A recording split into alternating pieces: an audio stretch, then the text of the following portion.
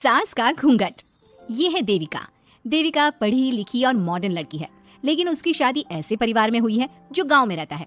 भले ही ये 21वीं सदी है, लेकिन देविका की ससुराल वालों की सोच वो तो 18वीं सदी से आगे बढ़ी ही नहीं। आइए जानते हैं क्या होगा जब शहर की पढ़ी लिखी और मॉडर्न लड़की फंस जाएगी संकीर्ण मानसिकता वाले माहौल में।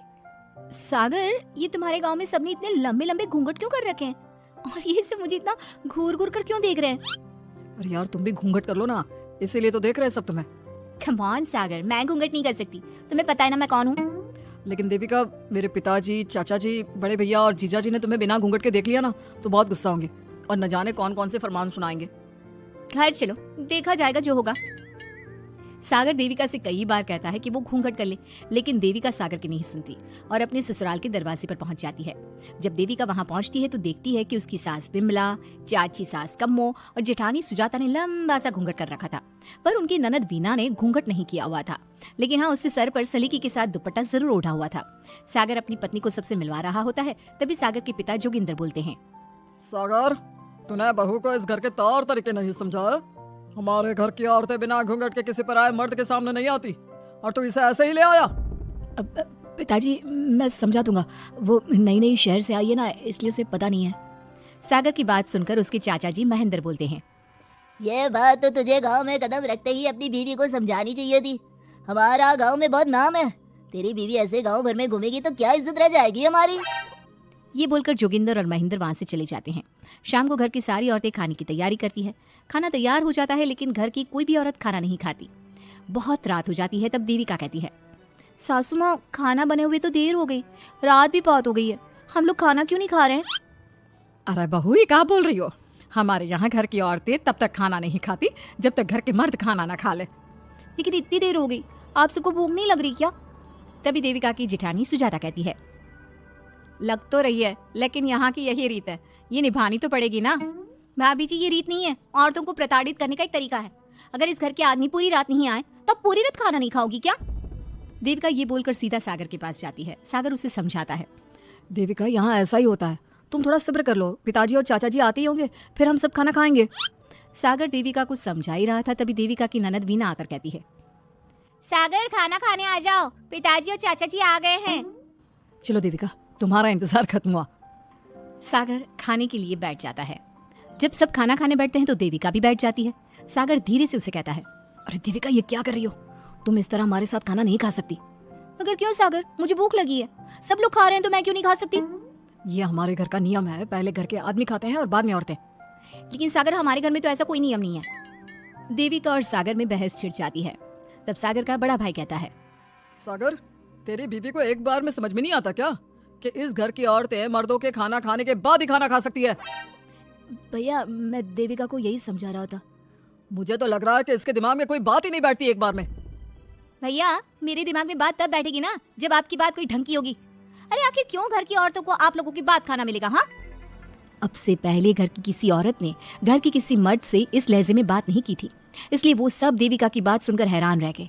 तभी सागर की जीजा और वीना के पति कल्याण जी कहते हैं, ये क्या है सागर, इस घर की दीवारों को औरतों की इतनी ऊंची आवाज सुनने की आदत नहीं है।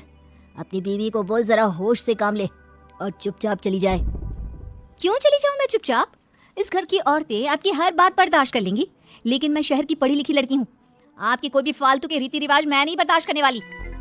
इस तरह देविका ने सारे घर की औरतों के लिए मिसाल पैदा कर दी। जोगिंदर के घर में पहली बार किसी महिला ने विरोध का स्वर उठाया है।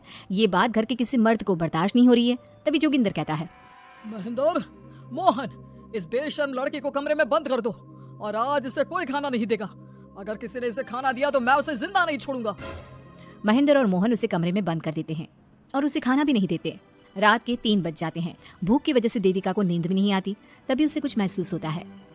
ऐसा लग रहा है कोई दरवाजा खोल रहा है, लेकिन इतनी रात को कौन हो सकता है? कहीं सागर तो नहीं? देविका उम्मीद भरी नजरों से दरवाजे की तरफ देखती है, लेकिन दरवाजा खोलने वाला सागर नहीं, बल्कि विमला और कम्मो है। माँ जी, चाची जी, आप दोनों?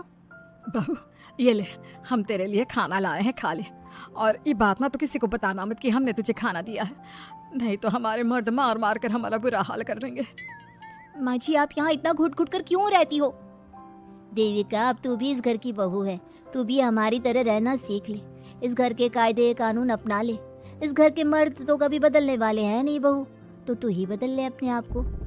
माँ जी, बदलाव अच्छे के लिए हो तो हमें बदलना चाहिए, बेकार और बेतुकी बातों का तो विरोध करना चाहिए। दोनों ने देविका को समझाने की कोशिश की, लेकिन देविका ने उल्टा उन्हें ही समझा दिया। इसी तरह एक दिन देविका किसी बात पर जोर जोर से हंस रही थी। तभी देविका की सास विमला ने उसे टोकते हुए कहा, अरे बहू, तू इतनी जोर जोर से क्यों हंस रही है? हमारे घर की औरत इतनी जोर जोर से नहीं हंसती। विमला अपनी बहू को समझा रही थी कि तभी महेंद्र बोलता है, अरे कम्मो, कौन है ये औरत जो बेशर्मों की तरह जोर जोर से हंस रही है? तभी कम्मो और देविका बाहर आ जाती हैं। जी जी जी वो मैं हंस रही थी चाचा जी, अब आप लोग हंसने पर भी पाबंदी लगाओगे क्या? तुम जैसी बदतमीज लड़कियों से मैं बात नहीं करना चाहता, लेकिन कान खोलकर सुन लो, इस घर की औरतें इतना जोर जोर से नहीं हंसती। और हाँ, तुम्हें पहले ही बता चुके हैं कि इस घर की दीवारों को औरतों की तेज आवाज सुनने की आदत नहीं है। इस घर की दीवारों को आदमियों की ऊंची आवाज सुनने की आदत है, लेकिन औरतों की नहीं। चाचा जी, आपके घर की दीवारें तो बहुत दोगली है। हर पाबंदी औरतों के लिए क्यों चाचा जी? औरतें ये नहीं कर सकती, औरतें वो नहीं कर सकती, औरतें सांस ले सकती है या उस पर भी पाबंदी है? चुप हो जाना बहू, मत बोल और घूंघट कर ले, कि तेरे चाचा ससुर है, थोड़ा तो लिहाज कर।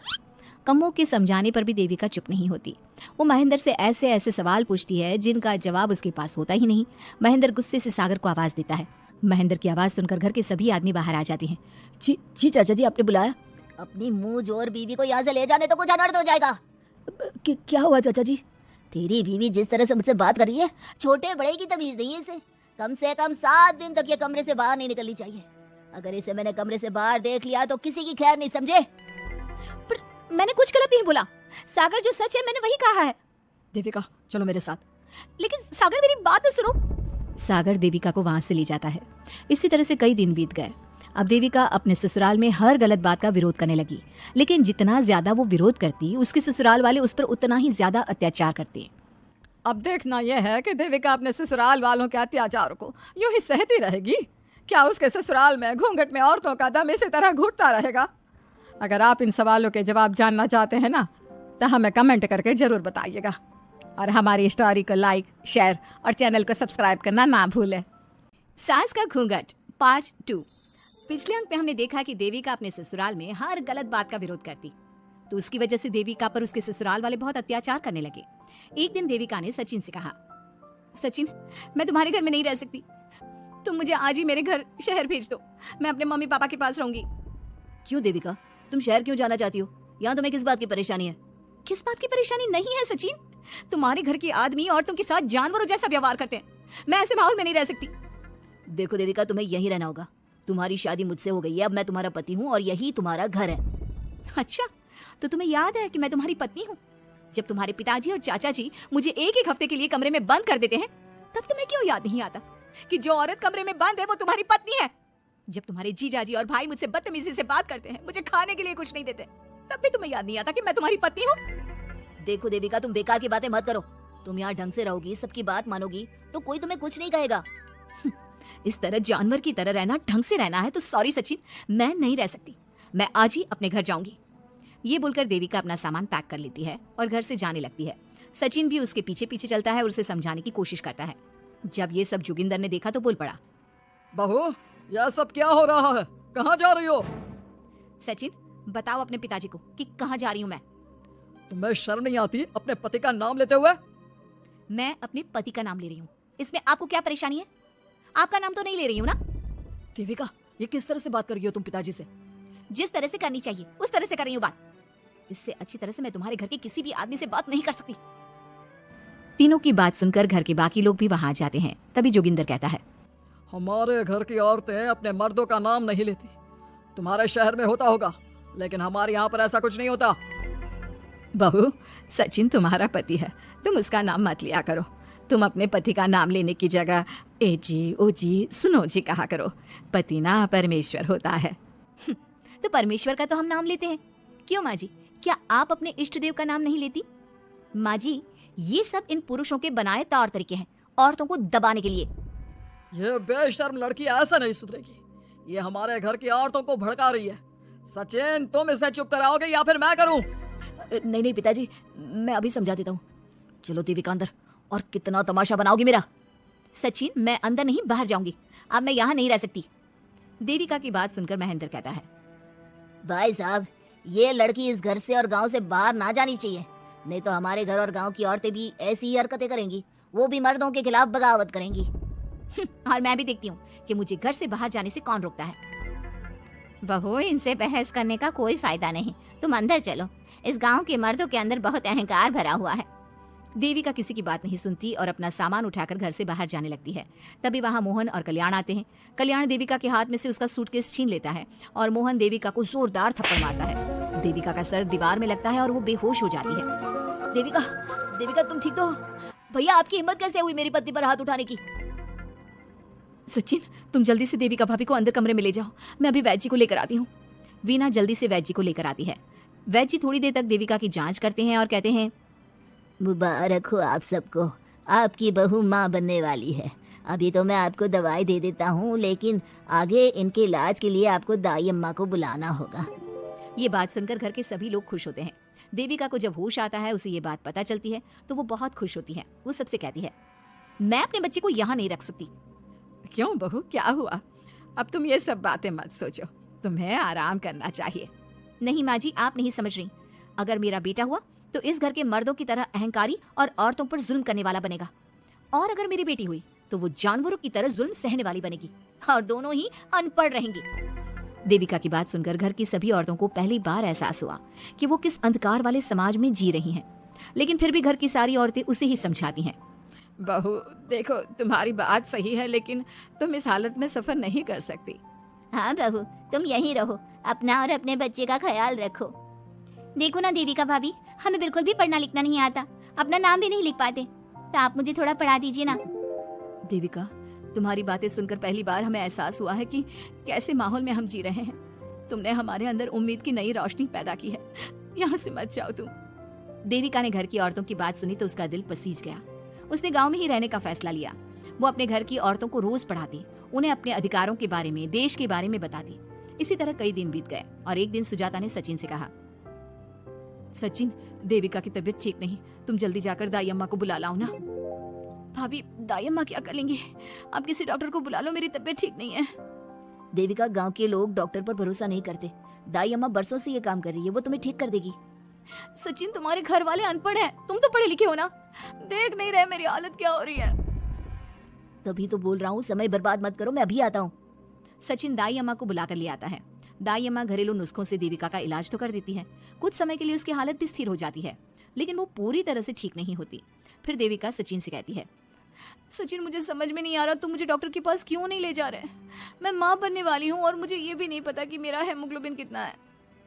दाई अम्मा कर रही है ना तुम्हारा इलाज। लेकिन दाई अम्मा को कुछ समझ में नहीं आ रहा कि मेरे साथ क्या हो रहा है।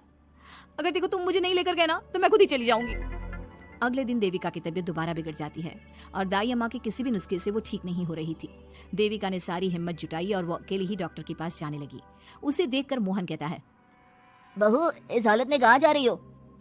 आप लोगों के भरोसे रही ना तो आप लोग मुझे मार ही डालोगे। डॉक्टर के पास जा रही हूँ मैं। बहू, तेरा दिमाग तो ठिकाने पर है। हमारे घर की औरतें मर्दों से इलाज नहीं कराती। हे भगवान, इन जाहिल लोगों को मैं कैसे समझाऊं? डॉक्टर औरतें भी होती हैं। बहू, तो हमें पागल मत बना, हमने तो कभी कोई महिला डॉक्टर नहीं देखी। तू झूठ बोलकर निकलना चाहती है ना? इस गांव की सरहद से आप लोग कभी बाहर नहीं गए ना, इसलिए आप लोगों को नहीं पता कि महिलाएं डॉक्टर के अलावा क्या क्या है। ए लड़की, तुझसे तमीज से बात कर रहे हैं तो तू ज्यादा हवा में मत उड़। बोला ना एक बार, चल अंदर जा। चाचा जी, मैं अंदर नहीं जाऊंगी, डॉक्टर के पास जाऊंगी। मेरा इलाज सिर्फ डॉक्टर ही कर सकता है। ये बोलकर देविका घर से निकल रही थी कि तभी जोगिंदर ने उसे कमरे में ले जाकर बेड पर जोर से धक्का दे दिया, जिसकी वजह से देविका के पेट में चोट लग गई और वो दर्द की वजह से जोर जोर से चिल्लाने लगी। ये देखकर घर की सारी औरतें देविका को संभालने लगी। देविका, हिम्मत रखो, सब ठीक हो जाएगा। देविका भाभी, आप ठीक हो ना? माँ, कुछ करिए ना, भाभी की तबीयत बहुत खराब हो रही है। लेकिन मैं क्या कर सकती हूँ? भाभी कुछ तो करो, कहीं बहू को कुछ हो ना जाए। उधर जोगिंदर मेन गेट पर बड़ा सा ताला लगा देता है और कहता है, आज के बाद इस घर से कोई भी औरत बाहर नहीं निकलेगी। देविका का बच्चा भी इसी घर में होगा, ये जिंदा रहे या मर जाए। जोगिंदर की बात सुनकर सभी औरतें बाहर आती हैं। जब विमला को इस बात का एहसास हो जाता है कि जोगिंदर देविका को डॉक्टर के पास किसी कीमत पर नहीं जाने देगा, तब विमला पहली बार अपना घूंघट उठाकर तेज आवाज में कहती है, मैं भी देखती हूँ देविका को डॉक्टर के पास जाने से कौन रोकता है। आज देविका डॉक्टर के पास जाकर रहेगी। देविका की सास का घूंघट आखिरकार उतर ही गया। घर के आदमियों ने पहली बार विमला का ये रूप देखा था और उसकी तेज आवाज पहली बार सुनी थी। क्या विमला अपनी बहू की जान बचा पाएगी या जोगिंदर अपनी पत्नी की आवाज भी दबा देगा? ये जानने के लिए हमारे अगले एपिसोड का इंतजार कीजिए और हमें कमेंट में ये भी बताइए कि घर की औरतों को आगे क्या कदम उठाना चाहिए। आज का घूंघट पार्ट 3। अब तक हमने देखा कि देविका की हालत बहुत नाजुक है, लेकिन घर के आदमी उसे डॉक्टर के पास नहीं जाने दे रहे हैं और जोगिंदर ने घर के मेन गेट पर बहुत बड़ा ताला लगा दिया है। लेकिन देविका की सास विमला पहली बार घूंघट उठाकर समाज के बनाए नियम का उल्लंघन करती है और देविका की जान बचाने की कोशिश में जुट जाती है। मैं भी देखती हूँ मेरी बहू को डॉक्टर के पास जाने से कौन रोकता है। देखो सचिन के बापू, दरवाजे की चाबी दे दो मुझे। तुम्हारा दिमाग ठिकाने पर है? पहले सर पर पल्लू रखो और अंदर जाओ। आज तक मैंने आपका हर गलत फैसला सर झुकाकर स्वीकार कर लिया, लेकिन आज मैं आपकी एक बात नहीं सुनूंगी। मुझे मेरी बहू की किसी भी कीमत पर जान बचानी है। मुझे चाबी दे दीजिए। पिताजी माँ ठीक बोल रही है, चाबी दे दीजिए ना, नहीं तो देविका नहीं बचेगी। देविका मरती है तो मर जाए, लेकिन यह दरवाजा नहीं खुलेगा। तुम सारी औरतों को इस देविका नाम की बीमारी ने पागल कर दिया है और इस बीमारी का अच्छी तरह से इलाज करना आता है मुझे। वीना बेटी, सुजाता बहू, जाओ अंदर से देविका को लेकर आओ। विमला ये बोलकर अपने पति के हाथ से चाबी छीन लेती है। तभी महेंद्र विमला का हाथ पकड़कर चाबी विमला से छीन लेता है। भाभी, घर के मर्दों से टक्कर लेकर आप अच्छा नहीं कर रही हो, ये इस घर के संस्कार नहीं है। महेंद्र की बात सुनकर कम्मू अपने पति के हाथ से चाबी छीनकर कहती है, इस घर के संस्कार क्या है हम अच्छी तरह से जान गए हैं। आज इस घर का दरवाजा खुलकर रहेगा और देविका डॉक्टर के पास जाकर रहेगी। भाभी ये लो दरवाजा खोलो। विमला ताला खोल देती है। तभी वीना और सुजाता देविका को लेकर आ जाती हैं। घर की सारी औरतें देविका को लेकर घर से जा रही होती है कि तभी सुजाता का पति मोहन उससे कहता है, सुजाता, तुम देविका को लेकर इस घर से निकल तो रही हो, लेकिन याद रखना अगर तुमने एक कदम भी बाहर निकाला तो वापस इस घर में मत आना। मैं देविका के साथ अस्पताल भी जाऊंगी और वापस इस घर में भी आऊंगी। देखती हूँ कौन रोकता है मुझे। देखता हूँ कैसे इस घर के अंदर कदम रखती हो और कौन तुम्हारी मदद करता है। कानून मेरी मदद करेगा और कारट के दरवाजे हर नागरिक के लिए खुले हैं। मोहन को अपनी पत्नी से इस तरह बात करता देख कल्याण वीना से कहता है, वीना, तुमने देविका का साथ देकर अच्छा नहीं किया। अगर तुम अभी भी इसके साथ गई तो अपना और मेरा रिश्ता खत्म समझना।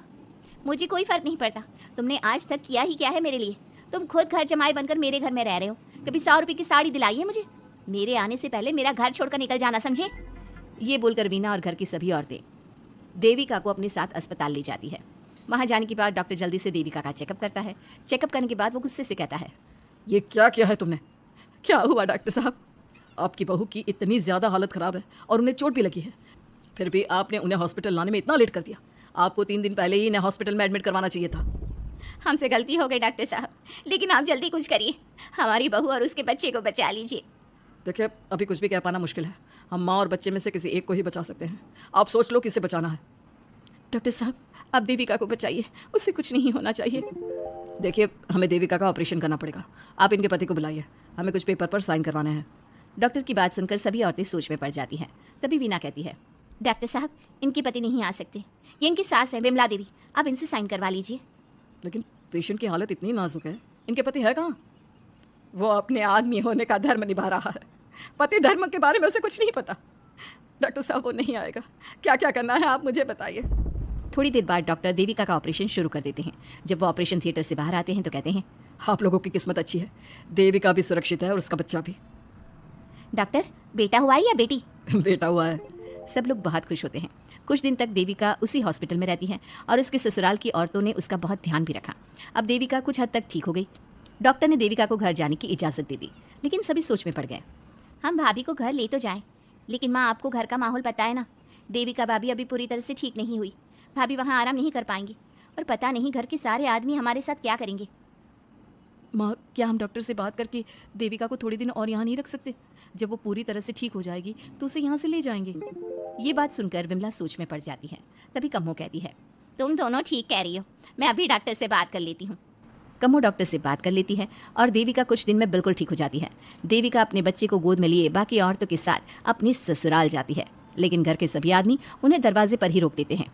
खबरदार, तुम में से कोई भी औरत अगर घर के भीतर घुसी, अगर तुम घर में कदम रखोगी तो घर अपवित्र हो जाएगा।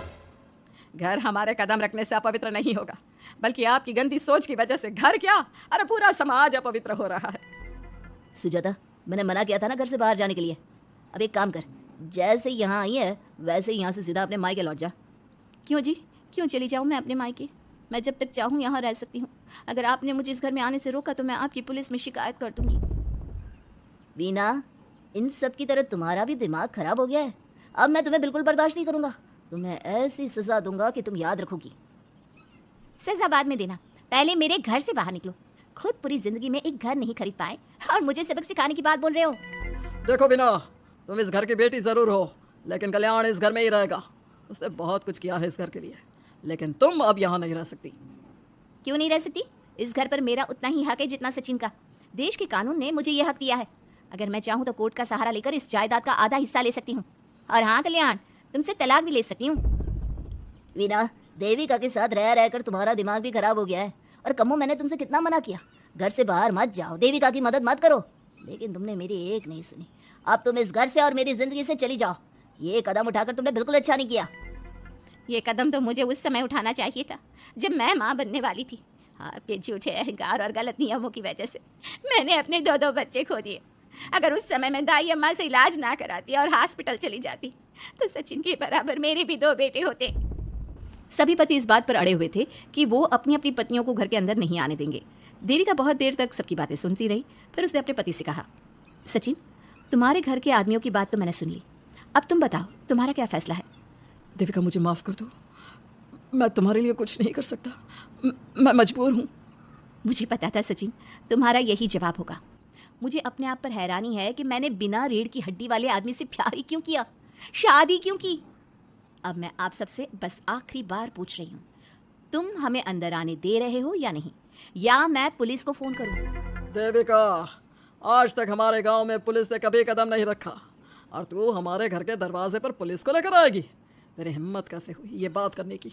आज तक इन औरतों ने घर से बाहर कदम नहीं निकाला था और 2-4 दिन में तूने इन सबको इनके अधिकार भी याद करा दिए। अब तो तुम बिल्कुल इस घर में नहीं आ सकते। घर की औरतें घर के बाहर खड़ी थी और घर के आदमी घर के दरवाजे पर। उनकी लड़ाई देखकर पूरा गांव इकट्ठा हो गया। देविका को अस्पताल पहुंचाकर घर की औरतों ने काम तो अच्छा किया। इस काम से देविका और उसके बच्चे की जान भी बच गई, लेकिन इनकी जान बचाने की कीमत घर की औरतों को कैसे चुकानी होगी, इसके लिए आपको आने वाला एपिसोड देखना होगा। और हमारे प्यारे दर्शकों, हमें कमेंट करके ज़रूर बताइए कि देविका के साथ बाकी औरतों को क्या करना चाहिए।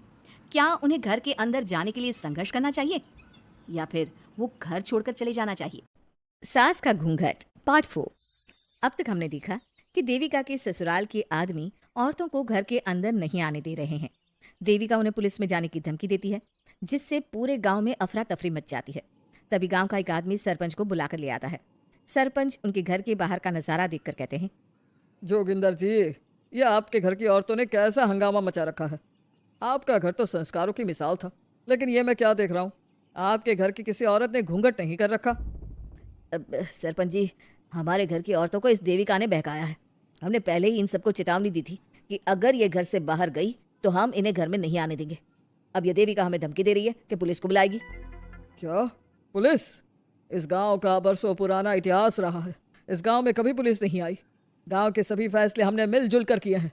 जोगिंदर, तुम्हारे घर का फैसला पंचायत करेगी। सरपंच जी, आपने ठीक कहा। पंचायत दोनों तरफ की बातें सुने और जो भी फैसला पंचायत करेगी वो हमें मंजूर होगा। तो ठीक है, आज दोपहर को सभी गांव की चौपाल पर इकट्ठा होंगे और वहीं तुम्हारे घर का फैसला होगा। सरपंच वहां से चला जाता है। घर के आदमी घर के अंदर जाकर दरवाजा बंद कर लेते हैं और घर की औरतें वहीं घर के बाहर पेड़ के नीचे बैठ जाती हैं। तभी विमला कहती है, देविका बहू, तुम्हें भूख लगी होगी ना? नहीं माँ जी, मुझे भूख नहीं लगी, मैं ठीक हूँ। बहू, तेरा बच्चा छोटा है अभी, तुझे भूखा नहीं रहना चाहिए। वीना, सुजाता, जाओ पास में जो पंडित जी का बाग है ना, वहाँ से कुछ फल तोड़ लाओ। वीना और सुजाता पास के बगीचे से खूब सारे फल तोड़ कर ले आती हैं।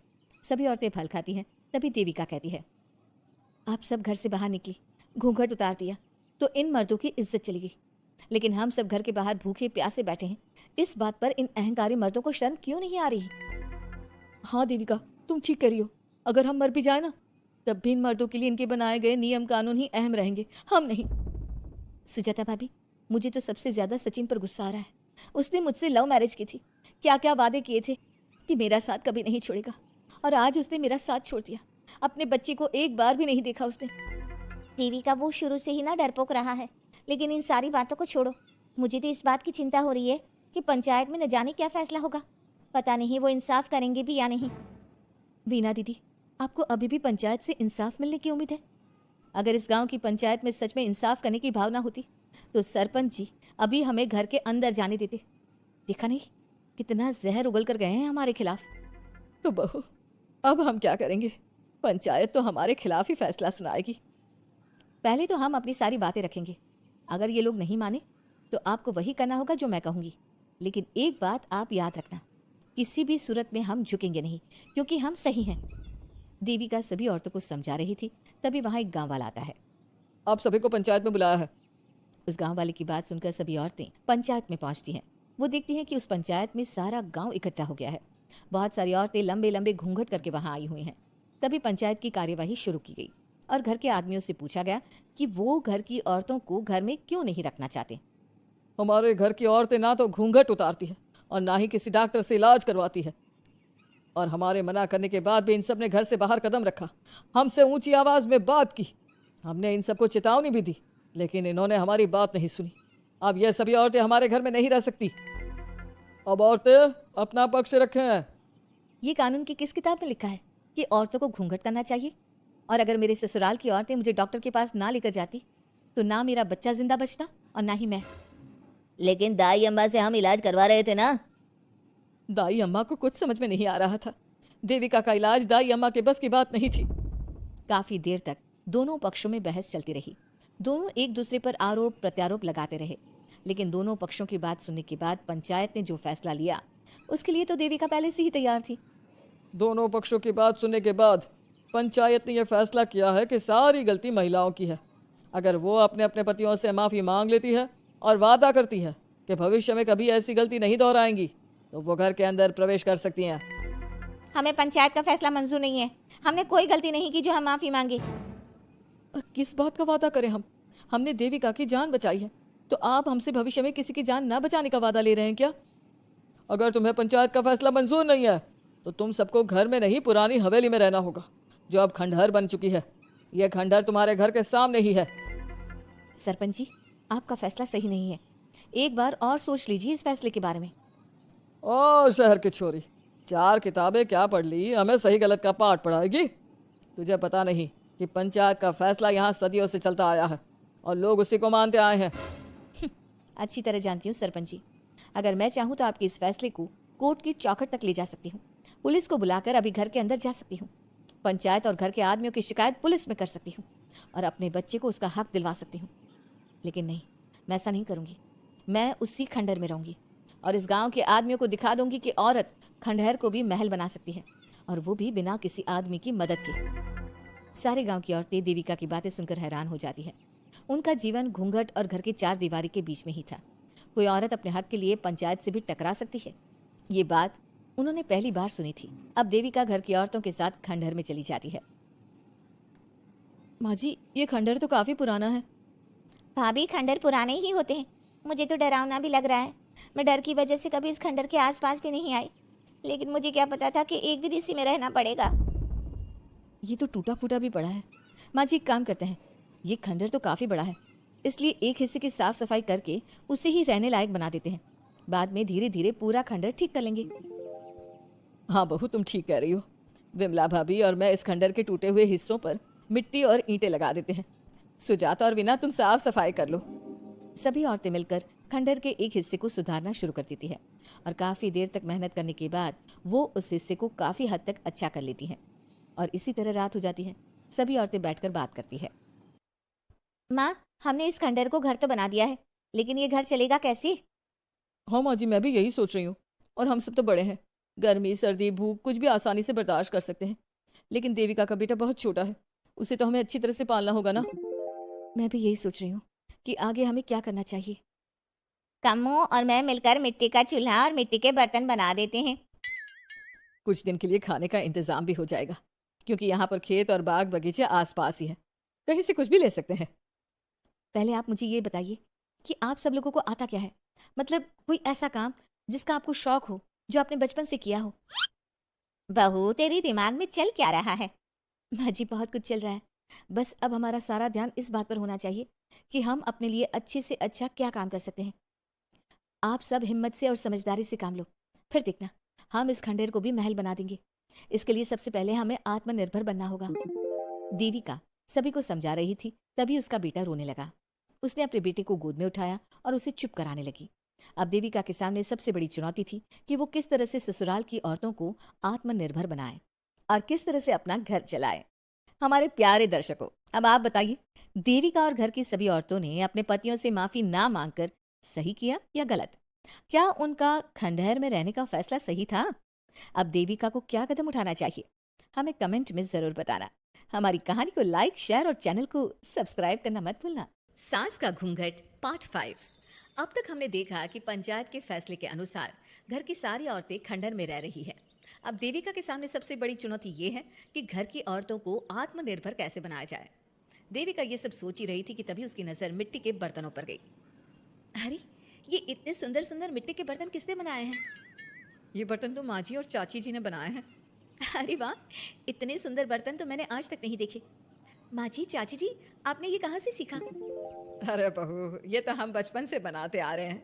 ये स्टील, पीतल और कांच के बर्तन तो अब चले हैं, पहले तो मिट्टी के बर्तन में ही लोग खाना खाते थे। ठीक है, तो हम दोबारा से मिट्टी के बर्तनों में लोगों को खाना खाना सिखाएंगे। वीना दीदी और सुजाता भाभी, आप दोनों बताओ, आप दोनों को क्या क्या आता है? मुझे तो खाना अच्छा बनाना आता है, बस खाना बनाने के अलावा मैंने कभी कुछ किया ही नहीं। और वीना दीदी, आप बताओ, आपको क्या क्या आता है? पता नहीं, मैंने बचपन से यही सुना है कि लड़कियों को ये नहीं करना चाहिए, लड़कियों को वो नहीं करना चाहिए, इसलिए मैंने कभी कुछ किया ही नहीं। देविका, वीना को सिलाई, कढ़ाई और बुनाई बहुत अच्छी आती है। हाँ, आती तो है लेकिन बहुत अच्छी नहीं। बहुत अच्छी भी आ जाएगी। अब देविका और बाकी सभी औरतें गांव में सबके घर जाती हैं और गांव की सभी औरतों से मिलकर कहती हैं, भाभी जी, अगर आपको अपने या अपने घर वालों के लिए कपड़े सिलवाने हो तो आप मुझसे ही सिलवाना। बहन जी, मिट्टी का चूल्हा, बर्तन या मटका बनवाना हो तो मुझसे ही बनवाना। मैं और विमला दीदी आपके घर के सारे बर्तन बना देंगे। भाभी, आप कभी किसी काम में व्यस्त हो और खाना ना बना पाओ ना, तो आप मुझे बता देना, मैं आपके घर के लिए खाना बना दूंगी। वो क्या है ना, आप तो सारा दिन खेतों में काम करती हो और कभी कभी खाना भी नहीं बना पाती होंगी, इसलिए। इस तरह घर की औरतें जी जान से अपने अपने कामों में लग जाती है। धीरे धीरे उनका काम बढ़ जाता है और वो अपने खंडहर को ठीक करने में लग जाती हैं। वहीं दूसरी ओर घर के सारे आदमी घर का काम संभाल नहीं पा रहे थे। अरे भाई कल्याण, चाय तो पिला दे, जमाना हो गया अच्छी चाय पिए हुए। आप भी ना घर के दामाद से क्या क्या काम करवाते हैं? अभी लाता हूँ चाय। कल्याण, तुम दामाद नहीं बेटे हो, इसलिए इस घर के सुख दुख, घर के काम और बाहर के कामों में तुम्हारा सहयोग तो होना ही चाहिए ना। इतने में कल्याण चाय बनाकर ले आता है। जैसे ही सचिन चाय पीता है तो उसके मुंह से चाय निकल जाती है। जीजा जी, ये क्या बनाया है, इतनी कड़वी चाय? इससे अच्छा तो करेले का जूस होता है। देख सचिन भाई, मैं तो ऐसी ही चाय बनाता हूँ, पीनी है तो पी, नहीं पीनी है तो अपने आप बना ले। मैं खाना बनाने जा रहा हूँ और अकेला नहीं बना सकता, आप में से कोई मेरी मदद करो। सचिन मेरी चाय की बुराई कर रहे थे ना, तुम जाओ अब खाना बनाओ। सचिन और मोहन दोनों खाना बनाने में लग जाते हैं। मोहन भिंडी काटकर कढ़ाई में छोड़ देता है और उसमें पानी डाल देता है। आपने भिंडी में पानी क्यों डाला? शायद पानी नहीं डलता, पता नहीं, लेकिन माँ ने कभी भिंडी में पानी नहीं डाला था। लेकिन बिना पानी के भिंडी बनेगी कैसे, मतलब गलेगी कैसे? बिना पानी के बनाएंगे तो चिपक नहीं जाएगी कढ़ाई से? पता नहीं, चलो देखते हैं कैसे बनती है भिंडी। भैया, कितने दिन हो गए ना अच्छा खाना खाए हुए। खाना तो सुजाता बनाती है, इतना मज़ेदार खाना कोई और बना ही नहीं पाता। सचिन और मोहन खाना तैयार करके ले आए। सभी आदमी खाना खाने लगे। खाना बना तो बहुत बुरा था, लेकिन किसी ने बिना कुछ कहे खाना खा लिया। तभी जोगिंदर ने कहा, घर की हालत कितनी बुरी हो रही है, जगह जगह जाले लगे हैं, 2 दिन से तो किसी ने झाड़ू भी नहीं लगाई घर की। हाँ, और घर में गंदे कपड़ों के ढेर लगे हैं। मेरे पास तो यह आखिरी कुर्ता ही बचा है पहनने के लिए। कल्याण, मोहन, तुम किसी नौकर को रख लो ना। हमने 1-2 लोगों से बात की थी नौकर के लिए, लेकिन कोई घर में काम करने के लिए तैयार ही नहीं है। गांव के सभी लोग खेतों में ही मजदूरी कर रहे हैं। घर के सभी आदमी घर के काम में लगे रहते हैं, तो वो अपने खेतों पर भी ध्यान नहीं दे पाते और उन्हें हर महीने आर्थिक रूप से नुकसान उठाना पड़ता है। धीरे धीरे उनके घर की हालत खराब होने लगती है। एक दिन कल्याण सबसे कहता है, घर को तो औरत ही संभाल सकती है, हमारे बस का नहीं है घर संभालना। हमें किसी तरह से उस सब को वापस इस घर में लाना ही होगा। अरे कल्याण बेटा, पंचायत का फैसला था कि औरतें हमसे माफी मांगे, लेकिन उन्होंने माफी नहीं मांगी। अब हम उन्हें बुलाने गए तो उल्टा हमें ही अपनी अपनी पत्नियों से माफी मांगनी पड़ेगी। हमें कोई ऐसा रास्ता निकालना होगा कि वो मजबूर हो जाए हमारे पास आने के लिए। बापू, उन सभी ने अपने अपने काम शुरू कर दिए हैं, क्यों ना हम सबके काम में नुकसान कर दे, इससे वो मजबूर हो जाएंगे हमारे पास आने के लिए। भैया, ये कैसी बात कर रहे हो? इससे वो मजबूर नहीं होंगी बल्कि और भी ज़्यादा गुस्सा हो जाएंगी। मैं तो बोल रहा हूँ शराफत से जाकर माफ़ी मांग लेते हैं। मुझे यकीन है कोई माफ़ करे ना करे, माँ तो ज़रूर हमें माफ़ कर देंगी। नहीं सचिन, अगर हमने माफ़ी मांगी तो ये सारी औरतें हमारे सर पर चढ़कर नाचेंगी। हमें इनके सामने छोटा नहीं होना है। मोहन, कल्याण, तुम दोनों आज से ही काम शुरू कर दो। बस फिर क्या था, घर के सभी आदमी लग गए काम पर। मोहन और कल्याण रात को खंडहर में पहुंचे और उन्होंने सारे मिट्टी के बर्तन तोड़ दिए। उसके बाद वीना ने जो कपड़े तैयार करके रखे थे वो सारे कपड़े उन्होंने फाड़ दिए। सुबह जब घर की औरतों ने ये सब देखा तो परेशान हो गई। अरे, ये सारे बर्तन किसने तोड़ दिए? माँ, किसी ने मेरे सिले हुए कपड़े ही फाड़ दिए। ये हरकत कौन कर सकता है? और कौन करेगा भाभी, ये सब उन आदमियों की हरकत है। जब किसी तरह से हमें झुका नहीं पाए तो हमारे काम बिगाड़कर हमें परेशान कर रहे हैं। सभी औरतें दुगनी तेजी से काम में लग गई। उन्होंने दिन रात मेहनत की और उस खंडहर को महल की तरह बना दिया। उनके काम की तारीफ सुनकर दूर दूर के गांव से लोग आने लगे और उनसे अपना काम करवाने लगे। एक दिन सभी औरतें बैठकर खाना खा रही थी, तभी विमला ने देविका से कहा, देविका, हम कभी सोच भी नहीं सकते थे कि हम अपनी मेहनत से अपने लिए इतना बड़ा और इतना अच्छा घर बना लेंगे। देविका बहू, आज हमें इस बात का एहसास हो रहा है कि हम तो सिर्फ सांस ले रहे थे, जीना तो हमें तुमने सिखाया है। मुझे तो अब भी यकीन नहीं हो रहा कि मेरे पति की पहचान के अलावा भी मेरी कोई पहचान है। गांव के सब लोग मुझे सिर्फ मोहन की पत्नी के रूप में जानते थे, लेकिन अब सारा गांव मुझे जानता है। देविका, मैं कुछ ही दिन में इस गांव में एक अच्छा सा होटल खोलूंगी और मैं एक बुटीक खोलूंगी। मैं यहाँ गांव की लड़कियों के लिए एक स्कूल खोलना चाहती हूँ, यही मेरा सपना है। सभी औरतें खाना खाकर सो जाती है। रात बहुत ज़्यादा हो गई है, लेकिन देविका को नींद नहीं आ रही थी। तभी उसे किसी के कदमों की आवाज़ सुनाई दी। पहले तो देविका थोड़ी डर गई, लेकिन उसने हिम्मत करके उठकर देखा तो उसके सामने सचिन खड़ा था। सचिन, तुम यहाँ क्या कर रहे हो? कहीं तो मेरा कोई नुकसान तो करने नहीं आए? मेरे पास तो किताबों के अलावा कुछ नहीं है, फाड़ना चाहो तो फाड़ सकते हो। देविका, मैं तुम्हारा कोई नुकसान करने नहीं आया हूँ, बस तुमसे माफ़ी मांगने आया हूँ। क्या? रात के अंधेरे में चोरों की तरह तुम मुझसे माफ़ी मांगने आए हो? प्लीज़ देविका, माँ और चाची को समझाओ कि वो बापू और चाचा जी से माफ़ी मांग ले और तुम सबको लेकर घर आ जाए। सचिन, तुम भी तो अपने बापू और चाचा को अपने साथ ला सकते थे ना, और माँ और चाची से माफ़ी मंगवा सकते थे ना। प्लीज़ देविका, मुझे माफ़ कर दो और घर चलो। कैसे माफ़ कर दो सचिन? तुमने मुझे मरने के लिए छोड़ दिया। अगर माँ और चाची हिम्मत करके मुझे अस्पताल ना ले जाती तो आज मैं और मेरा बच्चा जिंदा ना होते। ना तुम मुझे अस्पताल में देखने आए और ना ही अस्पताल से आने के बाद मेरा हाल चाल पूछा। मुझे तो छोड़ो, तुमने अपने बच्चे का चेहरा तक नहीं देखा और तुम मुझसे उम्मीद कर रहे हो कि मैं तुम्हें माफ़ कर दूं? कभी नहीं सचिन। देखो देविका, हम सबको बहुत नुकसान हो रहा है। घर के काम की वजह से हम बाहर के काम पर ध्यान नहीं दे पा रहे। घर और जिंदगी दोनों अस्त व्यस्त है। वो इसलिए कि तुम सब आदमी संगठित नहीं हो, अपना दिमाग और ऊर्जा हमें परेशान करने में लगा रहे हो। और हम औरतें संगठित हैं, हम अपना दिमाग और ऊर्जा अपनी प्रगति में लगा रहे हैं। इसलिए हमने खंडहर को भी महल की तरह कर दिया और तुम्हारी हवेली खंडहर की तरह लगती है। सचिन देविका से बार बार माफ़ी मांग रहा है।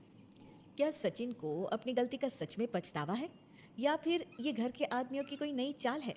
ये जानने के लिए आपको हमारे आने वाले एपिसोड का इंतज़ार करना होगा। और हाँ, कमेंट करके हमें ये भी ज़रूर बताइए कि क्या देविका को सचिन को माफ़ कर देना चाहिए? क्या उसे सब कुछ भूल कर सचिन के साथ अपना घर बसाना चाहिए या फिर सचिन को भूल जाना चाहिए? सास का घूंघट पार्ट 6। अब तक हमने देखा कि रात के अंधेरे में चुपके से सचिन देविका से माफी मांगने जाता है, लेकिन देविका कहती है, सचिन, मेरे लिए सबसे बड़ी चीज मेरा आत्मसम्मान है, इसलिए मैं तुम्हें माफ नहीं कर सकती। अब तुम यहां से जा सकते हो। देविका, एक बार मुझे मेरे बच्चे से तो मिलने दो। मैंने अभी तक उसे देखा भी नहीं है। कौन सा बच्चा सचिन? वही बच्चा जिसे तुमने और तुम्हारे बाप ने अपने घर के अंदर तक नहीं घुसने दिया। आज अचानक बच्चे की याद कैसे आ गई? देखो सचिन, चले जाओ यहां से, मेरे बच्चे के सामने और मेरे सामने फिर कभी मत आना। सचिन जब घर जाता है तो घर के सभी आदमी उसे डांटने लगते हैं। इतनी रात को कहाँ गया था सचिन? देविका से माफी मांगने। तुझे शर्म नहीं आई अपनी बीवी से माफी मांगते हुए? घर की इज्जत का कुछ ख्याल है कि नहीं? लेकिन चाचा जी, आखिर अपनी ही पत्नी से माफी मांगने में कैसी शर्म? लो जी लो, नवाबजादे पूछ रहे हैं कि कैसी शर्म। अरे मुझे अभी तक यह समझ में नहीं आता कि देविका तेरी पत्नी है या तू देविका की पत्नी है। जीजा जी, पति पत्नी एक समान होते हैं और माफी मांगने से कोई छोटा बड़ा नहीं होता। काश मैंने पहले अपनी पत्नी का साथ दिया होता। आज मैं आखिरी बार आपको समझा रहा हूं कि आप सब भी अपनी पत्नियों से माफी मांग लो। देविका ने तो मुझे माफ नहीं किया, शायद माँ, चाची, भाभी और दीदी ही आप सबको माफ कर दे।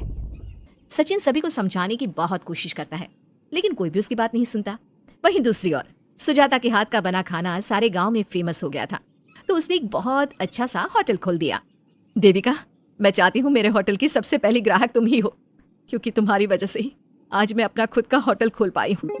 क्यों नहीं भाभी, लेकिन भाभी आपको अब अपने होटल में ना सिर्फ इंडियन खाना बनाना है, बल्कि इटालियन, चाइनीज और फ्रेंच खाना भी बनाना होगा। सुजाता सभी औरतों को अपने होटल का खाना खिलाती है। खाना खाने के बाद कम्मो कहती है, अरे बहू, इतना अच्छा खाना तो मैं भी नहीं बना सकती। तू तो वो हो गई, क्या कहते हैं उसे? मास्टर शेफ चाची जी। हाँ, मास्टर शेफ। बहू, अब तेरा होटल चलेगा नहीं बल्कि दौड़ेगा। हाँ बहू, तूने सच में खाना बहुत स्वादिष्ट बनाया है। अब वीना बेटी, तुझे क्या करना है? अपना बुटीक कब खोलेगी? माँ, कल ही कर देती हूँ। दुकान और सिलाई मशीनों का सारा काम हो गया है और वर्कर भी आ जाएंगे। तो ठीक है, फिर अच्छे काम के लिए देर नहीं करनी चाहिए। देविका, मैं चाहती हूँ कि मेरी दुकान का इनॉग्रेशन तुम करो। आखिर तुम्हारी वजह से तो मेरा बुटीक खुल रहा है। अगले दिन वीना भी अपना बुटीक खोल लेती है। उसका बुटीक भी चलने लगता है। माँ, आजकल ना कस्टमर ज्यादा हो गए हैं। बुटीक में जो वर्कर है वो वर्कर कम पड़ रहे हैं। मुझे और वर्कर की जरूरत है।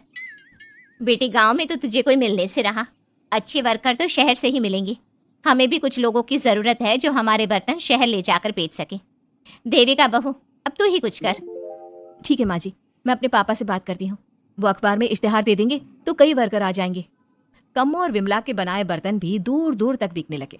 सभी औरतें देखते ही देखते बहुत फेमस हो गई। अब देविका ने गांव में अपना स्कूल भी खोल लिया। सभी गांव की लड़कियां स्कूल जाने लगी। एक दिन देविका ने सभी से कहा, माँ जी, मैंने स्कूल तो खोल लिया है और गांव की लगभग सारी लड़कियां भी आ रही हैं, लेकिन कल से आप सब भी आएंगी, गांव की सभी औरतों के साथ। देविका बहू, कैसी बात कर रही है तू? इस उम्र में हम स्कूल जाते हुए अच्छे लगेंगे क्या? माँ जी, पढ़ने की कोई उम्र नहीं होती और आप सबको मैंने कितना कुछ तो सिखा दिया है। अगर आप सब स्कूल पढ़ने आएंगी तो इससे गांव की सभी औरतों को हिम्मत मिलेगी। लेकिन बहू, अब हमें पढ़ने की क्या जरूरत? अब तो हम बूढ़े हो गए हैं। चाची जी, जरूरत है पढ़ने की, और पढ़ने की कोई उम्र नहीं होती। अब देविका लड़कियों को पढ़ाने के साथ साथ गांव की औरतों की शिक्षा पर भी ध्यान देने लगी। कुछ दिन में घर की सभी औरतों के बारे में राज्य के बड़े बड़े मंत्रियों को पता चला और वो सीधा उनके गांव उनसे मिलने पहुंचे। देविका जी, आपकी वजह से पूरे गांव का नाम रोशन हो गया है। जगह जगह आपके घर की सभी औरतों की तारीफ हो रही है।